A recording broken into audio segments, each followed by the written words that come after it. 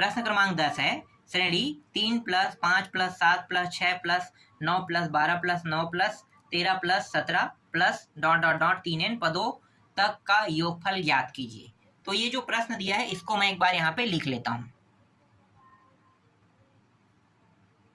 3 plus 5 plus 7 plus 7 के बाद है 6, फिर 9, 9 के बाद है 12, 12 के बाद फिर 9, फिर 13, फिर 17 दिया हुआ है ना। इसके बाद डॉट डॉट डॉट 3n इस तरीके से दिया हुआ है। ठीक है, तो ऐसे प्रश्न अभी तक हमने नहीं देखा है ना, ऐसा कोई प्रश्न हमने अभी तक नहीं देखा है। तो ऐसे प्रश्नों में करना क्या है, करना हमें ज़्यादा कुछ नहीं करना है। ये 3n है, मतलब n क्या होगा, 3 बार हो गया, n प्लस n इस तरीके से लेना है। ठीक है, n प्लस n इनको भी 3 हिस्सों में कर देना है। इसका मतलब क्या है कि हम एक एक n के लिए ना एक एक हिस्सा बनाएंगे।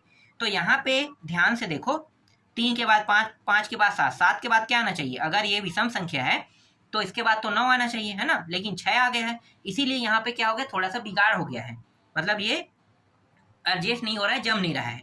तो तब हम क्या करेंगे, जब ये जम नहीं रहा है इसका मतलब क्या है, अगर ध्यान से देखा जाए तो यहाँ पे जो हिस्से हैं ना 1 2 3, 3n है मतलब 3 हिस्से हैं, तो 3 हिस्सों में ये बढ़ जाएगा। तो एक हिस्सा जो है ये 3 को पहले लेगा, फिर इन दोनों को छोड़ के, है ना, इन दोनों को छोड़ के फिर सीधा किस में चला जाएगा, छठवां में।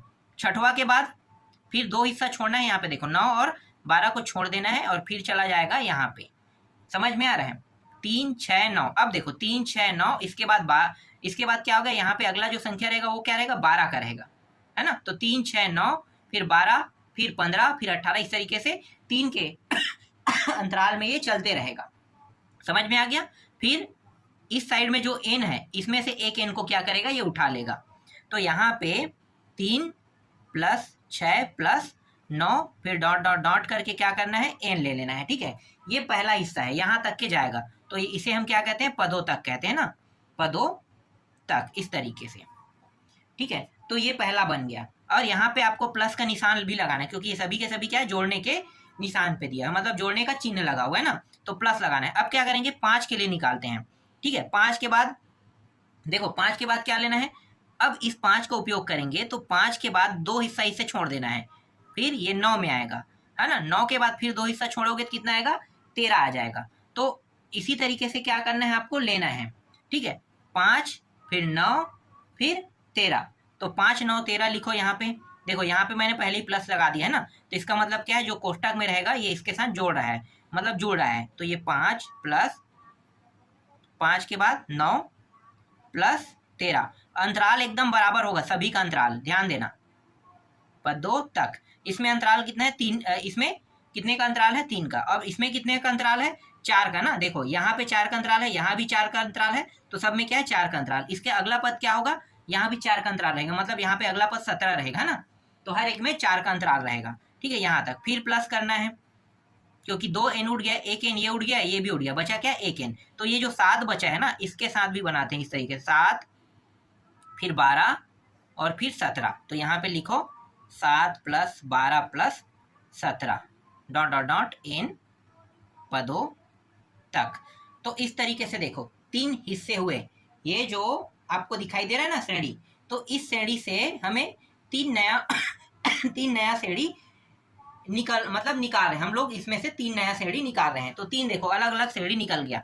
अब ये जो है इन सभी का क्या है, ये सभी के सभी इन सभी के लिए प्रथम पद है ना, ये सभी के सभी, ये पूरा लाइन क्या हो गया, प्रथम पद, मतलब ए को प्रदर्शित करेगा, ये सभी के सभी ए को प्रदर्शित करेगा, है ना, पहला पद हो गया। अब डी का मान, तो 3 का अंतराल है, समझो 3 का अंतराल है यहाँ पे, तो यहाँ पे 3 का अंतराल, इसका मतलब क्या है, डी का मान कितना होगा, इसके लिए डी का मान तो मैं यहाँ पे आगे में लिख देता हूँ। ठीक है, इसके लिए डी का जो मान रहेगा वो 3 रहेगा, क्योंकि ये 3 के पहाड़े में आ रहा है ना। अब हर एक में देखो, इसके लिए डी का मान कितना रहेगा, 5 के बाद 9 आ रहा है, 9 के बाद 13 आ रहा है, इसका मतलब क्या है, 4 का अंतराल, तो इसके लिए डी का मान कितना रहेगा, 4 रहेगा। 9 में 5 घटाओगे 4 निकल जाएगा। अब इसमें देखो कितना रहेगा, इसमें 5 रहेगा, तो डी का मान यहाँ पे 5 रखना है। हर एक में देखो 5 का अंतराल है, तो डी का मान इसमें कितना रहेगा, 5 रहेगा। समझ में आ गया। अब यहाँ पे हमें जोड़ने वाला सूत्र लगा देना है। तो सूत्र क्या है भाई, Sn n/2 2a plus n minus 1 और d, है ना, यही सूत्र है। लेकिन यहाँ पे देखो 3 श्रेणी है, 1 2 3, 3 श्रेणी है, तो तीनों के लिए क्या करेंगे, अलग अलग रहेगा, है ना, तीनों के लिए अलग रहेगा। तो s और n की जगह में हम 3 रखेंगे, क्योंकि 3 श्रेणी है इसलिए 3n रखेंगे। ठीक है, ये जो 3n है इसको हम यहाँ पे रखेंगे। तो चलो n/2 फिर 2a प्लस n माइनस 1 और d, ये पहला हो गया। फिर प्लस करो, ये पहला वाला है ना, इस दूसरे के लिए भी करेंगे। तो n/2 2a plus n minus 1 d, ये दूसरे का भी हो गया। ठीक है, फिर यहाँ पे प्लस लगाते हैं, तीसरे के लिए करते हैं, इसके लिए। तो ये रहा 2a n माइनस 1 और इसके लिए भी d, इस प्रकार से। अब क्या करेंगे, ये जो मान है ना इनको रखते जाएंगे। ठीक है, तो n का हमारे पास मान नहीं है, तो n का मान नहीं है मतलब क्या है, n/2 जैसा है वैसा रखेंगे। और एक चीज और ध्यान देना, यहाँ भी n/2 है, n/2 है, n/2 है, सभी में है ना। तो n/2 को क्या करते हैं, सभी से उभयनिष्ठ निकाल लेते हैं। तो n/2 इस तरीके से उभयनिष्ठ निकल गया। अब जितना भी मान रहेगा वो सभी के सभी मान किसमें लिखेंगे, बड़ा कोष्टक के अंदर लिखते जाएंगे। ठीक है, तो 2 और a ये पहले वाले के लिए है ना, ये पहले वाले के लिए, इसके लिए है। तो a की जगह में कितना रखना है, 3 रखना है। तो 2 गुणित 3 प्लस n का तो कोई मान ही नहीं है, तो n माइनस 1 जैसा वैसा लिखेंगे। d का मान पहले वाले में कितना है, 3 है, तो 3 रखेंगे। ठीक है, इस तरीके से। फिर यहाँ पे प्लस का चिन्ह लगाओ, ये तो पहले से निकल चुका है ना, यहाँ पे देखो बड़ा कोष्टक करके मैंने क्या कर दिया, निकाल दिया है। तो बचा क्या, ये बस बचा है, तो इसी बस को क्या करूंगा, मैं लिखूंगा। ठीक है, तो 2 फिर गुणित a की जगह में 5 रखना है इस बार, फिर कोष्टक में n माइनस 1 और d की जगह कितना रखना है, 4 रखना है, ये रहा 4। फिर प्लस करो, फिर 2 गुणित 7 प्लस n माइनस 1 और d की जगह में इस बार कितना रखना है, 5 रखना है, ये इस प्रकार से। तो ये n/2 ये हो गया, 3 दूनी 6, फिर ये 3 का अंदर गुणा कर दो तो 3n माइनस 3 हो जाएगा, फिर प्लस 5 दूनी 10, फिर 4 का अंदर गुणा करेंगे तो ये हो जाएगा 4n माइनस 4, फिर यहाँ पे प्लस, फिर ये हो गया 7 दूनी 14, फिर प्लस, फिर 5 का अंदर गुणा करेंगे तो 5n माइनस 5, कोष्टक बंद कर दो। अब तो n/2 संख्या को जोड़ देते हैं, 10 और 6 16 और ये रहा 14, तो कितना हो जाएगा, 30 ना, तो ये हो जाएगा 30 हो जाएगा।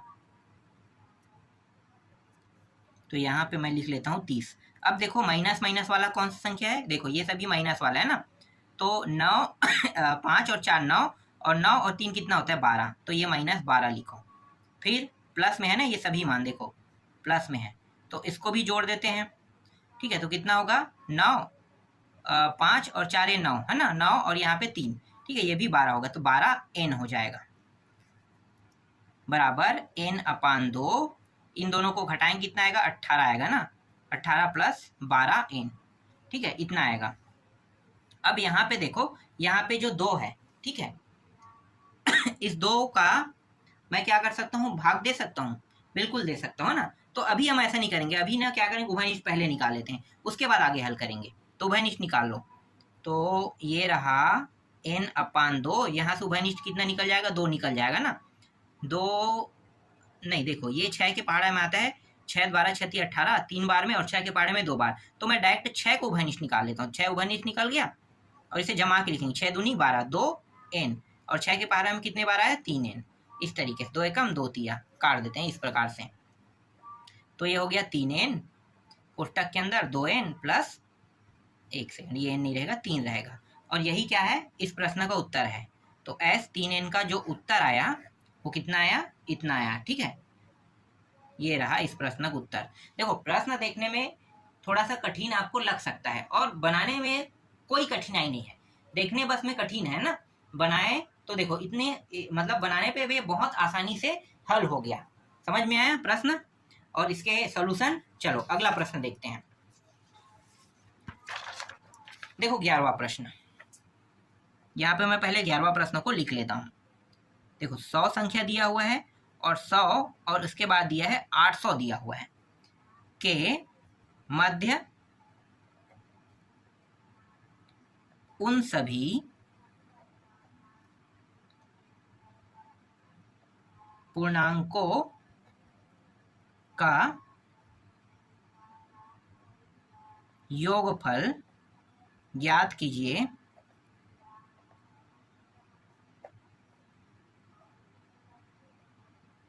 जिनको 16 से भाग देने पर शेषफल 7 बचता है। ठीक है, ये प्रश्न आपको पढ़ने में थोड़ा सा कठिन लग सकता है, क्योंकि थोड़ा सा अजीब लग रहा होगा ना कि 100 से 800 के मध्य उन सभी पूर्णांक संख्याओं को बताना है जो 16 से भाग चला जाए। तो भाग चला जाने वाले प्रश्नों को तो हमने बनाया, लेकिन इस बार क्या है, इस बार 7 शेष भी बचना चाहिए कह रहा है। तो हमें ऐसी संख्याओं को लिखना है जो सिर्फ और सिर्फ 7 शेष बचाए, है ना। तो ऐसे प्रश्नों को कैसे बनाना है, तो सिंपल तरीका है, पहले आपको क्या करना है, 16 से भाग देना है इसको 100 को 16 से भाग दो। तो 16 से भाग देंगे तो मैंने पहले ही क्या बताया था कि एक बार ज्यादा पढ़ना होता है ना, एक बार क्या करना होता है, ज्यादा पढ़ना होता है। तो चलो पहले एक बार ज्यादा कर, छोटी संख्या तो एक बार ज्यादा कर लेते हैं। तो 16 का पहाड़ा पढ़ो, 16 पंची कितना होता है 80, और 16 छक्के कितना होगा 96, है ना। 16 छक्के 96, तो एक बार ज्यादा पढ़ने के लिए कहा था, लेकिन यहाँ पे क्या कर रहा है, शेष 7 बचता है कह रहा है, शेष 7 बचता है। तो पहली संख्या क्या होगा, तो जब मैं इसे 96 एक बार अधिक पढ़ने के लिए मैंने कहा था, लेकिन इसमें नहीं करना है क्योंकि यहाँ पे शेष 7 बचाना है, 7 बचाना है। तो इसमें क्या करेंगे, सिर्फ 100 से कम पढ़ना है। तो कितना हो गया 4, है ना। 4 क्या हो रहा है, शेष बच रहा है, शेष अभी 4 बच रहा है, लेकिन अभी इसे और कितनी की आवश्यकता है, 7 होने के लिए 3 की ना। तो 3 को क्या करेंगे, यहाँ पे प्लस कर देंगे, तो अब क्या होगा 7 हो जाएगा, समझो, है ना, 7 हो जाएगा। तो ये जो 96 है इसमें 7 प्लस कर दो, 96 में 7 प्लस करोगे कितना आएगा, 96 में 7 प्लस करोगे तो 103, तो ये 103। तो जो पहली संख्या है ना, समांतर श्रेणी जो हम बना रहे हैं, इसकी पहली संख्या क्या हो जाएगा, 103 हो जाएगा। जब हम 103 को 16 से भाग देंगे तो शेष 7 बचेगा। क्लियर हुआ, हमें यही तो कंडीशन फॉलो करना है ना, कि शेष 7 बचना चाहिए कह रहा है। तो हम 7 कैसे बचाएंगे, 7 तभी बचा पाएंगे ना जब हम इसे 16 से भाग देंगे, और भाग देने के बाद शेष 7 बचेगा, तो वो संख्या क्या होगा, 3 होगा, 103 होगा। ठीक है, अब हर एक में क्या करना है, 16 का इसमें प्लस करते जाना है, हर एक में इसमें सिर्फ 16 का प्लस कर दो, तो ये 9 और 1, तो दूसरा संख्या क्या हो गया, 119 हो गया। समझ में आ रहा है, दूसरा संख्या क्या हो जाएगा, 119। चाहो तो आप अगला संख्या भी निकाल सकते हो, जरूरी नहीं है अगला, क्योंकि पहला संख्या और दूसरे संख्या से हम आसानी से डी के मान निकाल सकते हैं, तो 2 ही काफी यहाँ पे। ठीक है, अब अंतिम निकालते हैं। तो अंतिम कैसे निकालेंगे, अंतिम में भी भाग करके देखना होगा 800 को। ठीक है, तो 800 को भाग देंगे तो 816 के पारा में पूरा पूरा भाग चला जाता है, आपको पता है ना, पूरा पूरा क्या होता है, भाग चला जाता है 800 जो है। तो हमें क्या करना है, पूरा पूरा भाग नहीं लेना है, शेष सिर्फ 7 बचाना है ना। तो शेष सिर्फ 7 बचाना है, तो इसके लिए क्या है कि आपको पता है कि ये पूरा का पूरा भाग चला जाता है, इसका मतलब ये है कि इससे अगर एक कम करते हैं, ठीक है, देखो मैं आपको बताता हूँ, यहाँ पे बगल पे कर देता हूँ, ये 800 हो गया। 800 को पूरा पूरा भाग करेंगे तो 16 पंचे, है ना, 80, और यहाँ पे शून्य उतार देंगे, शून्य बार जाएगा ना, इस तरीके से। तो मैं क्या करूंगा, इस 800 में 16 को पहले घटा दूंगा। ठीक है, 16 को घटा दूंगा, देखो 800 से ज्यादा नहीं होना चाहिए संख्या, 800 से कम होना चाहिए। तो 16 घटाएंगे तो कितना आ जाएगा, ये आ गया 4, और ये हो जाएगा 8, है ना, 84, और ये 7। ठीक है, इतना हो जाएगा। अब ये जो है ये भी पूरा पूरा भाग जाने वाला संख्या है ना, लेकिन मुझे शेष 7 बचाना है, तो प्लस क्या कर दूंगा, 7 प्लस कर दूंगा। तो कितना हो गया, ये हो गया 11 का 1, हासिल लाई 1, 9 और 7। तो 791 जो है ये अंतिम संख्या बनेगा, 791, 791 जो है ये अंतिम संख्या बनेगा, जो 16 से पूरी तरीके से भाग नहीं जाएगा, लेकिन शेष 7 जरूर बचेगा, है ना, शेष 7 जरूर बचेगा। तो श्रेणी का जो अंतिम संख्या है ये होगा। समझ में आ गया, श्रेणी का अंतिम संख्या, इसी को हम क्या कहते हैं, ए एन कहते हैं या फिर एल भी कहते हैं, आपको पता है ना।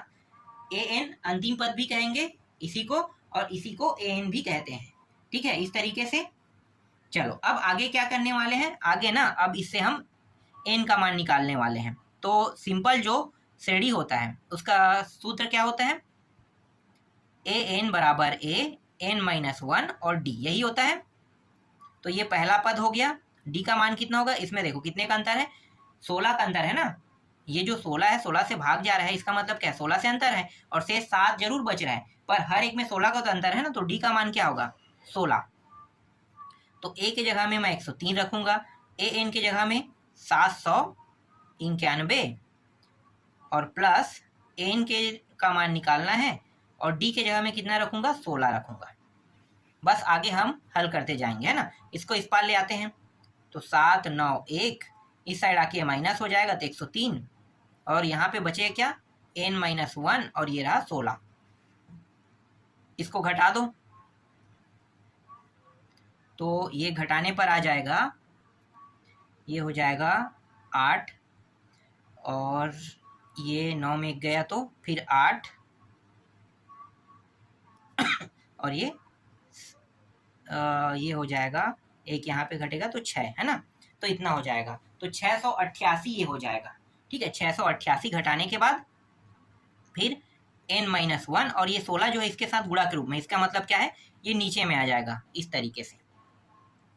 तो 16 से हम इसे भाग दे सकते हैं, अगर जा रहा है तो जरूर भाग देंगे, नहीं जाएगा तो छोड़ देंगे, है ना। तो देखते हैं 16 से भाग करके, तो 16 से इसे भाग करेंगे तो 16 दूनी 32, 16 तीन 28, 16 चौ 64, है ना। तो 16 एकम से ले रहे हैं और 16 चौके 4 बार गया, ठीक है। इसके बाद कितना बच रहा है 4 और 8, 16 तिया कितना होगा 48, है ना। तो ये 4 और 8 बच रहा है, इसका मतलब क्या है ये वाला हिस्सा भी कट जाएगा 3 बार में, ठीक है। तो 43 आ जाएगा। तो यहाँ पे 43 प्राप्त हुआ, और ये n माइनस वन एक को इस साइड ले आते हैं, तो ये माइनस से क्या हो जाएगा प्लस हो जाएगा। कोई भी मान बराबर के एक साइड से दूसरे साइड जाता है तो उसके चिन्ह में क्या होता है बदलाव होता है ना। तो ये माइनस से क्या हो गया प्लस, और यहाँ पे n बचेगा। तो ये 43 और एक कितना हो गया 44, तो n का मान यहाँ पे आ गया 44 आ गया। क्लियर हुआ। अब ना सूत्र लगा देते हैं एस एन वाला। तो यहाँ पे n/2 बड़ा वाला लगाएंगे नहीं, हमारे पास l का मान है तो छोटा वाला लगा देते हैं, तो a प्लस एल सीधा यही सूत्र लगाते हैं ना। n का मान कितना आया है 44, 44/2, a का मान कितना है 103, और l का मान कितना है देख सकते हो, तो 791, ठीक है। इस तरीके से 2 एकम 2 दूनी दूनी, है ना। तो 22 बार में कट गया, 2 के पहाड़ा में 22 बार में ये कट गया।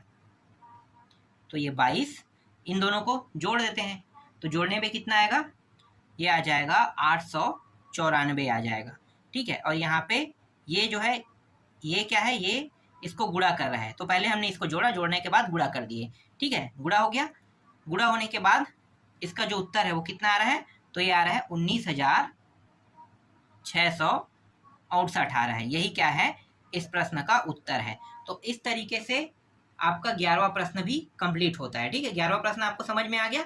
चलो 12वां प्रश्न देखते हैं।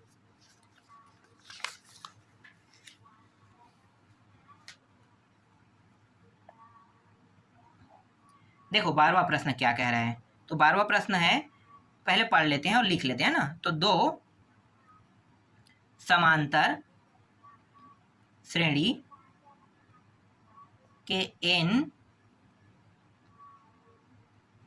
पदों के योगफल का अनुपात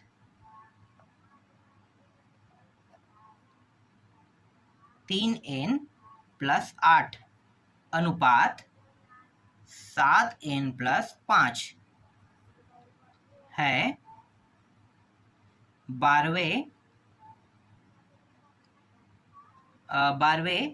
पदों का या 12वें पद का अनुपात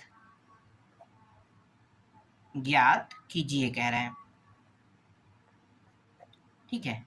तो इस तरीके से 12वां प्रश्न है। 12वां प्रश्न को चलो अब हल करते हैं। तो यहाँ पे हम क्या करेंगे, मानेंगे, ठीक है। माना n पदों का योगफल क्या होगा भाई? जोड़ेंगे मतलब SN है ना, SN रहेगा। तो SN क्या है?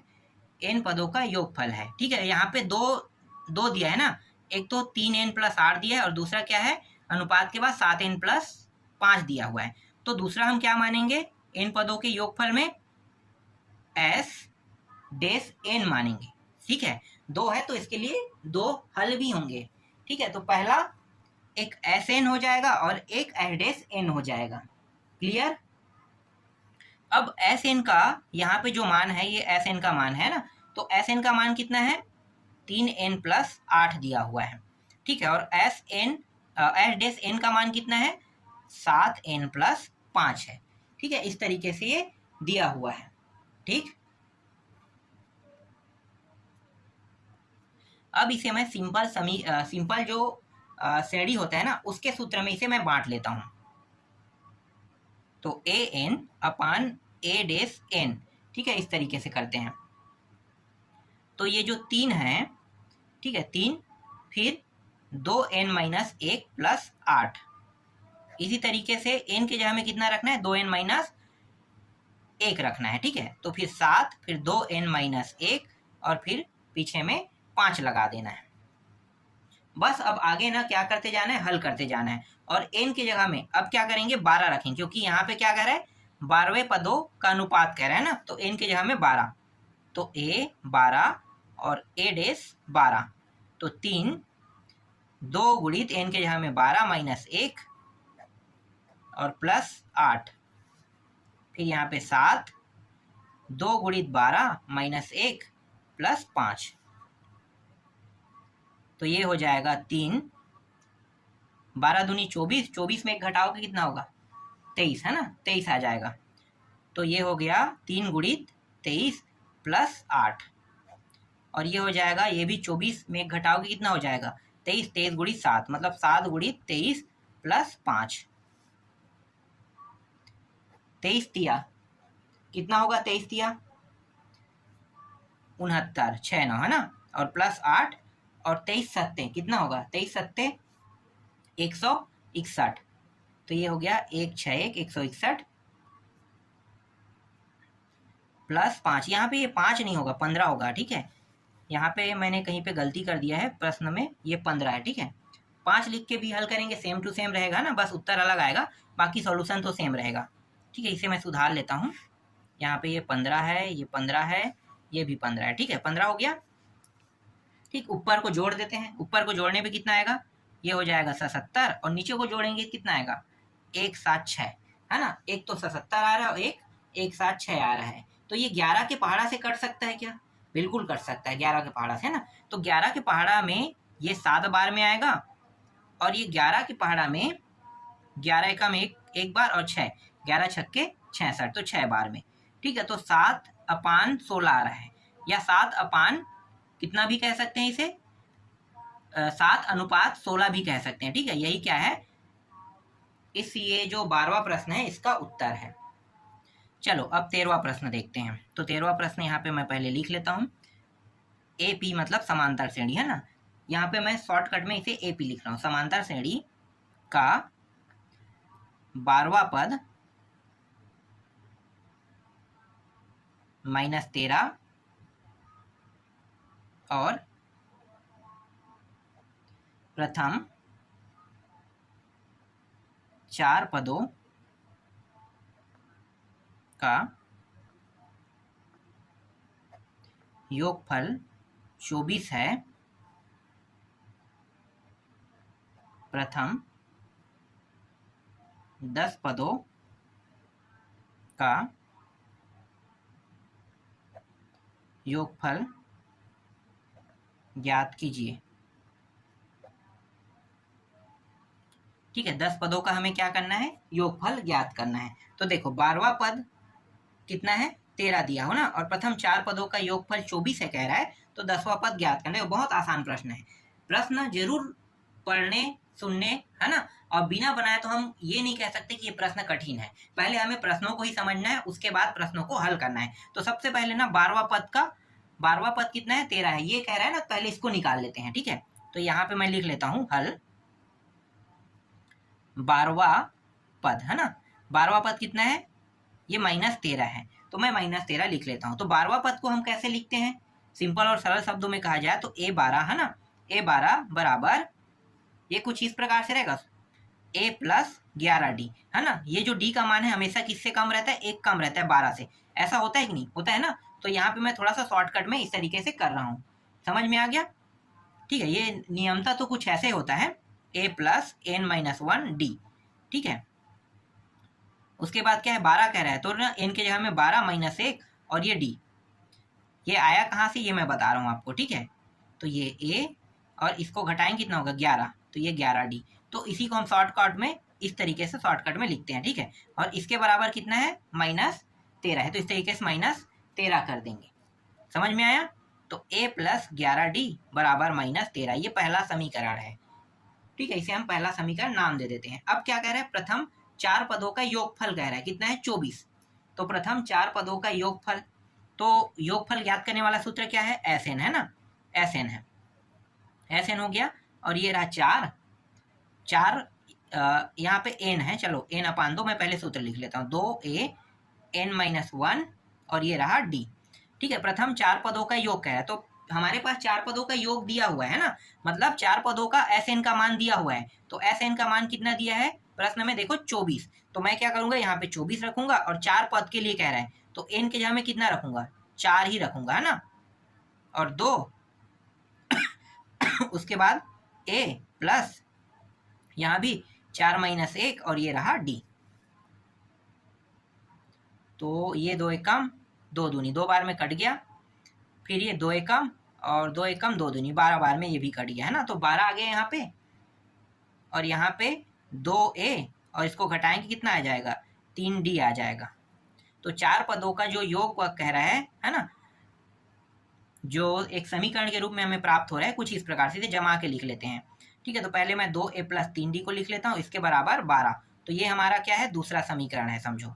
तो ये दूसरा समीकरण, ठीक है, पहला समीकरण ये, दूसरा समीकरण ये हमें प्राप्त हुआ। अब मैं क्या करूंगा, पहला समीकरण और दूसरा समीकरण, ठीक है, इन दोनों को हल करूंगा। तो आप लोगों को पता है ना, अगर कुछ इस प्रकार से समीकरण, एक समीकरण 2 प्राप्त हो जिसमें A और D और A और D दिया हो, तो हम विलोपन विधि, है ना, वज्र गुणन विधि, और क्या होता है, अभिलेख विधि और प्रतिस्थापन विधि, इन विधियों का उपयोग करके A और D के मान को हम आसानी से निकाल सकते हैं। और सबसे सरल मैं किसको मानता हूँ, विलोपन विधि। तो यहाँ पे मैं क्या करूंगा, विलोपन विधि का उपयोग करूंगा, ठीक है। तो विलोपन विधि का उपयोग करूंगा, तो विलोपन विधि में देखो हमें A को देखना है या तो D और D को देखना है। तो मैं यहाँ पे सिर्फ A और A को देख रहा हूँ, A और A को देख रहा हूँ। देखो दोनों मान बराबर है क्या, नहीं है बराबर।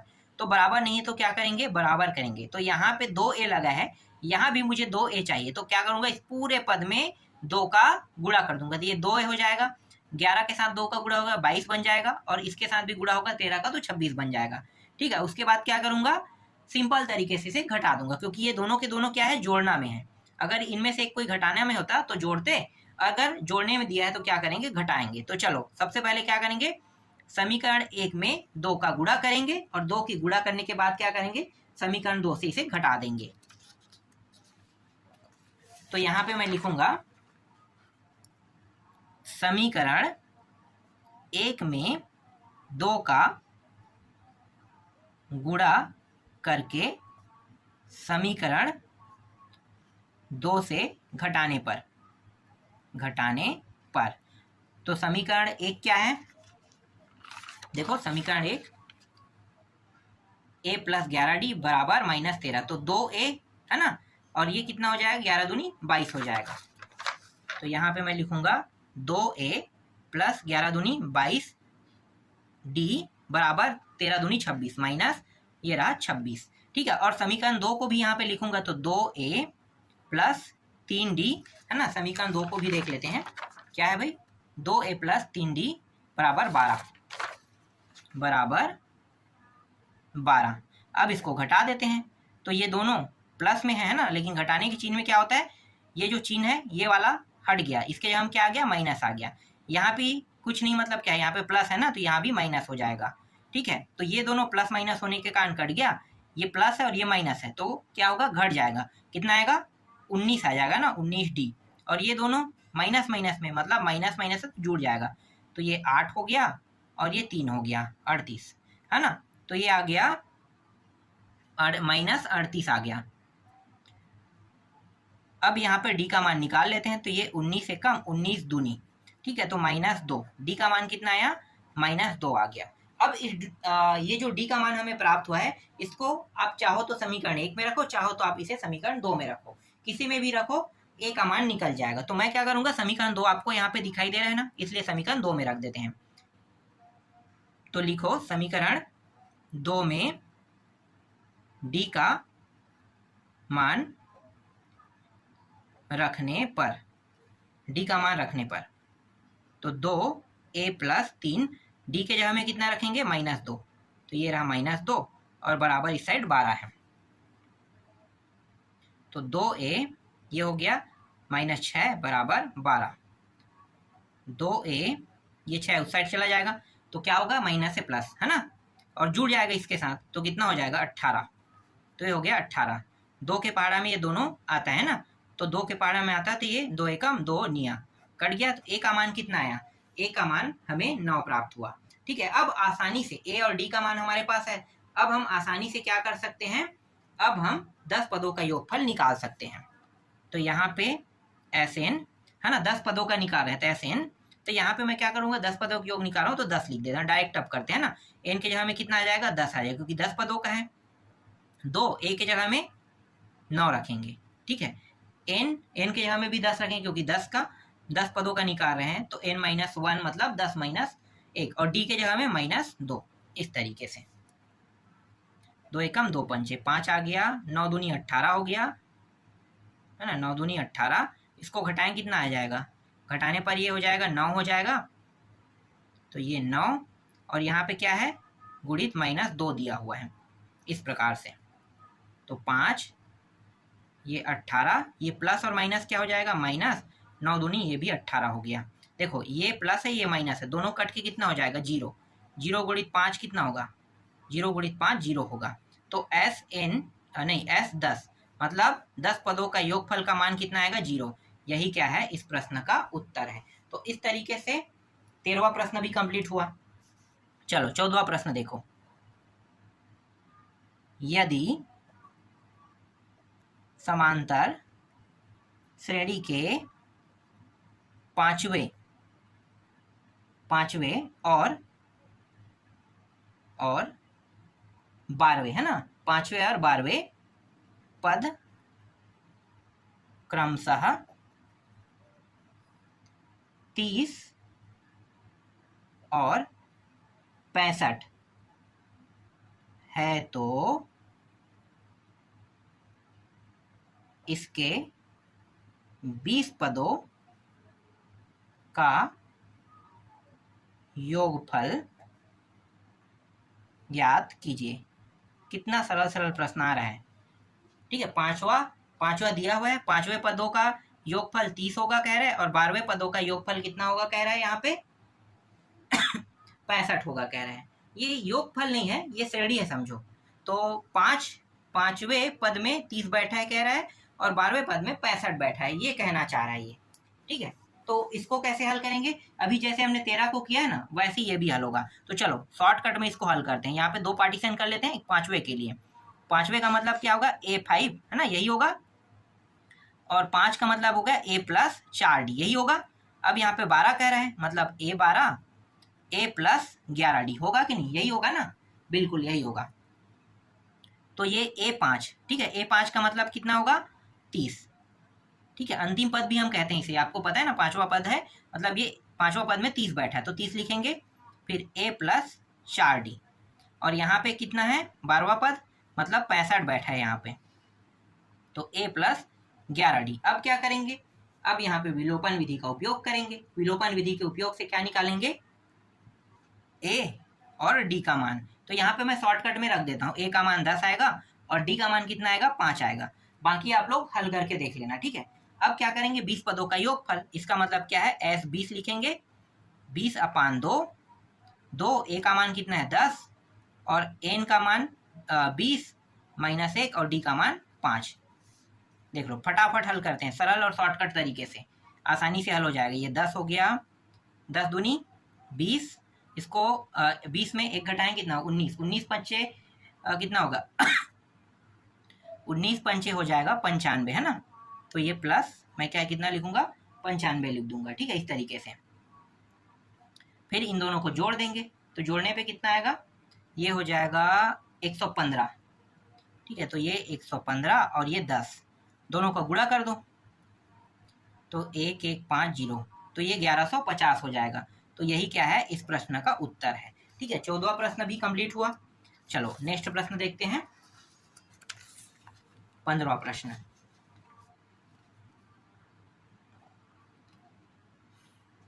एपी का मतलब समांतर श्रेणी से, है ना।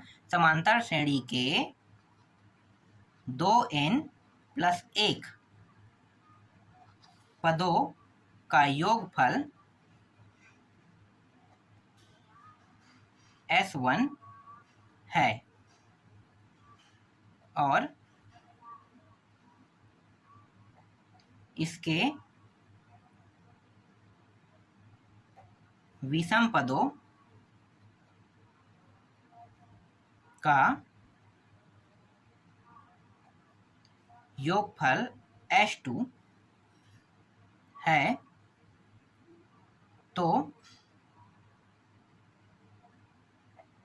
तो दर्शाइए कि, कह रहा है, ठीक है। और यहाँ पे नीचे में दिया हुआ है S1 अनुपात S2 बराबर 2n+1 अनुपात n+1, ठीक है, ये दिया हुआ है। और यही हमें क्या करना है, दर्शाइए कह रहे, इसका मतलब ये है कि हमें ये सिद्ध करके लाना है, ठीक है। चलो हल करते हैं। तो यहाँ पे पहले मैं क्या करूँगा, यहाँ पे S1 लिखूंगा, ठीक है, S1। तो S1 का जो मान है वो कितना है, ये वाला 2n+1, है ना। और S2 यहाँ पे लिखूंगा तो ये हो जाएगा n+1 हो जाएगा, ठीक है। अब यहाँ पे S1, ठीक है, S1, तो S1 का मतलब क्या है, S1 का मतलब ये है कि ये जो 2n+1 है ना, ये जो 2n+1 है, ये n के जगह पे रखेंगे, क्योंकि ये एक जो है यहाँ पे देखो आ रहा है ना, तो एक जो है यहाँ पे आ रहा है, पहले के लिए निकाल रहे हैं S1 के लिए। अब ये एक जरूरी नहीं है कि ये एक जो है इसके लिए हो, ये S1 S2 सिर्फ हम दर्शा रहे हैं समझो, लेकिन इसे हम क्या मानेंगे, पूरा n के रूप में रखेंगे। तो आप सभी को पता होगा कि योगफल ज्ञात करने वाला सूत्र पता है ना। तो योगफल ज्ञात करने वाला सूत्र क्या है, चलो यहाँ पे मैं थोड़ा सा चलो बता देते हैं यार फिर से। ऐसे में क्या होता है, टाइम वेस्ट होता है, मैं टाइम वेस्ट नहीं करना चाहता हूँ, पर क्या करूँ, बताऊंगा नहीं तो आपको समझ में नहीं आएगा। तो n/2, 2a+n-1 और ये d, ठीक है। तो जहाँ जहाँ पे n दिया रहेगा यहाँ पे ये रखना है हमें, ठीक है। तो देखो पहले में जो S1 है इसके लिए n के जगह में क्या रखेंगे, 2n+1/2, ठीक है, बड़ा कोष्टक 2a, फिर से यहाँ पे n दिया है तो 2n+1 फिर -1, ठीक है, फिर d, इस तरीके से, ठीक है। इसके लिए अब ये जो S2 है, S2 में भी वैसे ही करेंगे, ये n के जगह में रहेगा, तो जहाँ पे n है वहाँ पे क्या रखेंगे, n+1/2, 2a+ कोष्टक के अंदर n+1 -1 और ये रहा d, इस तरीके से। समझ में आ रहा है। अब इसे आगे और हल करते हैं, ठीक है। पहले S1 वाले को, तो S1 वाले को हल करेंगे तो यहाँ पे ये हो जाएगा 2n+1/2 और ये 2a और ये तो कट गया है ना, तो 2nd, तो प्लस 2nd, इतना बस लिखो यहाँ पे, ठीक है, ये हो गया। अब इसके लिए करते हैं, ठीक है, S2 के लिए, तो S2 के लिए करेंगे तो ये हो जाएगा n+1/2 फिर 2a प्लस, यहाँ पे ये दोनों कट गया, यहाँ पे सिर्फ nd बचेगा, ठीक है। इस तरीके से nd हम लोग लिख देंगे और यहाँ पे ये 2 रहेगा, ध्यान देना, ठीक है, ये भी 2 रहेगा। क्यों 2 हो रहा है ये भी मैं बता देता हूँ, क्योंकि यहाँ पे 2 लगा है, तो d के जगह में क्या होगा, ये d के जगह में यहाँ पे 1 रखेंगे, क्योंकि ये S1 के लिए, S2 के लिए d के जगह में कितना रखें, 2 है तो 2 रहेगा, ठीक है, यही अंतर है, बस ध्यान देना, ठीक है। ये आ गया। अब यहाँ से देखो ये 2, ये 2, ये 2, ये ऊपर में उभयनिष्ठ आके कटेगा कि नहीं, कटेगा ना, तो यहीं पे डायरेक्ट काट देते हैं, यहाँ भी वैसा ही है, यहाँ भी 2 को हम काट देते हैं, ठीक है। तो बचा क्या, 2 पार्टीशन में कर लेते हैं, तो ये यहाँ से बचा है 2n+1 बचा और बराबर a+nd बचा, है ना। यहाँ पे n+1 बराबर a+nd बचा। ठीक है, इतना ही बचा है इसमें। ठीक है, तो इससे बराबर क्यों लिखूंगा यार, यहाँ पे कोई गलती कर रहा हूँ क्या? ये बराबर नहीं रहेगा, कोष्टक में रहेगा, क्योंकि ये इसी का हिस्सा है। ठीक है, दोनों देखो ये इसका हिस्सा है, इसलिए इसे कोष्टक में लिखना है। ठीक है, इस तरीके से S1 S2 दोनों को इसी प्रकार से लिखना है। ठीक है, इस प्रकार से। अब क्या करेंगे, अब ना ये जो S1 है और S2 है, इन दोनों को क्या करेंगे, अब इस तरीके से S1 और S2 को एक दूसरे से भाग देते हुए, जैसे कि प्रश्न में ये देखो ना, यहाँ पे S1 अनुपात S2, मतलब ये क्या है, एक दूसरे को भाग कर है, तो इसी पोजीशन में इसको भी लेकर आ जाएंगे। ठीक है, तो ये देखो 2n, S1 का कौन है, ये है 2n+1 और a+nd अपान n+1 a+nd। तो ये और ये कट गया, तो S1 अपान S2 बराबर 2n+1 n+1, जिसे हम अनुपात में लिखें तो कैसे लिखेंगे, इस तरीके से 2n+1 अनुपात n+1। यही हमें क्या करके लाना, सिद्ध करके, तो यही क्या है हमारा उत्तर है। तो इस तरीके से 15 प्रश्न भी कंप्लीट हुआ। बाकी जो प्रश्न बचे हैं उसको मैं आपको नेक्स्ट वीडियो में बताऊंगा।